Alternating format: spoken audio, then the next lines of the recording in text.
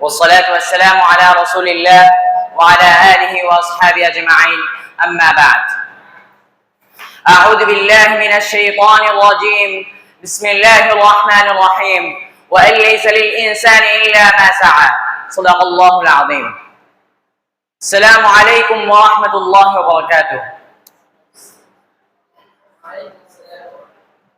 আজকের এই বার্ষিক সাংস্কৃতিক অনুষ্ঠানের সম্মানিত সভাপতি, সম্মানিত শিক্ষক মন্ডলী ও আমার প্রাণপ্রিয় ছাত্র ভাইয়েরা, আমি সবাইকে অন্তঃস্থলে জানাই শুভেচ্ছা অভিনন্দন। আজকে আমি আমার বিষয় হিসেবে ঠিক করেছি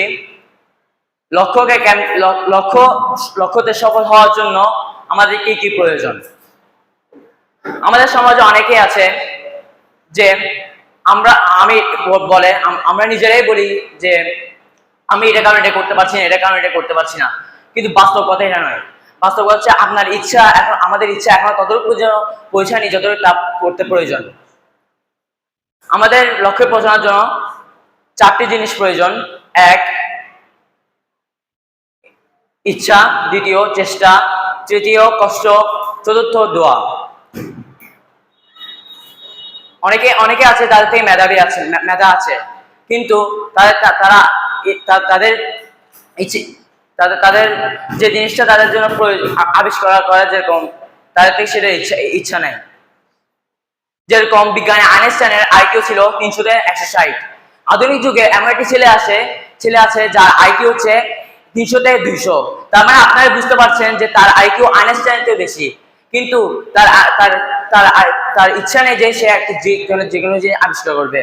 তার ইচ্ছা হচ্ছে সে তার মা বাবার মতন ডাক্তারই হবে। এখন আমি আপনাদেরকে একটা ছোট গল্প বলবো, একটা মানুষের জীবনী বলবো, যে জীবনের মাধ্যমে আপনারা বুঝতে পারবেন যে ইচ্ছা এবং চেষ্টা লক্ষ্যকে সফল হওয়ার জন্য কিরকম ভূমিকা রাখে। বিংশ শতাব্দীর দিকে হাঙ্গেরিতে একজন সৈন্য বাস করত। তার ইচ্ছা ছিল সে তার ডান হাতটিকে দিয়ে বিশ্বসেরা শুটার হবে। 1919-এর দিকে একটি মিলিটারি ক্যাম্পে সে ছিল। সেখানে বিপক্ষ দলের গ্রেনেডের মাধ্যমে তার ডান হাত উড়ে যায়। তার মনে হয় তার আকাশ মাথার মধ্যে ভেঙে পড়েছে। এখন সে কি করে বুঝতে পারছে না। তার থেকে মাত্র আছে একটি হাত, যে হাত দিয়ে সে লিখতেও পারে না। সে কেমনে সেটা দিয়ে আবার শুট করবে? এখন তার থেকে দুইটি পথ খোলা আছে: নয়তো হতাশা হয়ে সারা জীবনকে কাটিয়ে দিবে, দ্বিতীয় নাম্বার হলো নয়তো নিজের স্বপ্নকে আবারও নিজের স্বপ্নকে বাস্তবায়িত করবে। সে দ্বিতীয় নাম্বারটি বেছে নিল, নিজের স্বপ্নকে আবার বাস্তবায়িত করবে। এখন সে 1 মাস তার ডান হাতে চিকিৎসা চললো। এরপরে মাস থেকে তার শুরু হয়ে গেল বাম হাত নিয়ে শুটিং করা। প্রথম সে পারছিল না, পরবর্তীতে সে পারে ওঠে। 1 বছর পর সেখানে হাঙ্গেরিতে একটি প্রতিযোগিতা হচ্ছিল। এমন সময় সে প্রতিযোগিতা যায়। তখন অন্য প্রতিযোগিতা তাকে দেখে বলে যে, আপনি তো আমাদেরকে উৎসাহ দেওয়া এসেছেন, আপনি মনে হয় আমাদেরকে উৎসাহ দেওয়ার জন্য এসেছেন। তো বলেছে, না, আমি আসছি তোমাদের প্রতিযোগিতা হয়ে, সুতরাং তৈরি হও। এভাবে তৈরি হও। এরপরে সবাই তুমুল প্রতিযোগিতা শুরু হয়ে যায়। এরপরে সেই বামহাতি শুটারটি প্রথম স্থান অর্জন করে।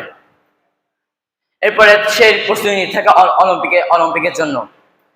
এমন অবস্থায় দ্বিতীয় বিশ্বযুদ্ধ শুরু হয়ে যায়। সেই দ্বিতীয় বিশ্বযুদ্ধের কারণে দুইবার অলিম্পিকই বাদ পড়ে যায়। এমন সময় সেই 1919 সালে সেই তরুণ যুবকটি হয়ে যায়। সেই 1919 সালে সেই তরুণ যুবকটি হয়ে যায় বৃদ্ধ। কিন্তু সে তার লক্ষ্য পূরণ করার আশায় সে বৃদ্ধ বয়সে সে অলিম্পিকে যোগ দেয় এবং 1950 সালে অলিম্পিকে সে গোল্ডেন মেডেল অর্জন করে। তার যাত্রা তখনও থামেনি। 1954 সালে সে আবার অলিম্পিকে যোগ দেয় এবং আবারও সে 1954 সালে আবার অলিম্পিকে যোগ দিয়ে আবারও গোল্ডেন মেডেল অর্জন করে। বিশ্বের মধ্যে এমন কোন শুটার নাই যে লাগাতার 2বার গোল্ডেন মেডেল অর্জন করেছে। তো বন্ধুরা, আপনারা বুঝতে পারছেন যে ইচ্ছা এবং চেষ্টার মাধ্যমে সফল আনা যায়। যদিও সে খ্রিস্টান ছিল, কিন্তু আল্লাহ তাআলা তাকে হতাশ করেননি। কারণ আল্লাহ তাআলা নিজেই কোরআনে বলেছেন ওয়ালাইসা লিল ইনসানি ইল্লা মা সাআ, মানুষ তার কর্মের ফল পায়, মানুষ যা করে তা পায়।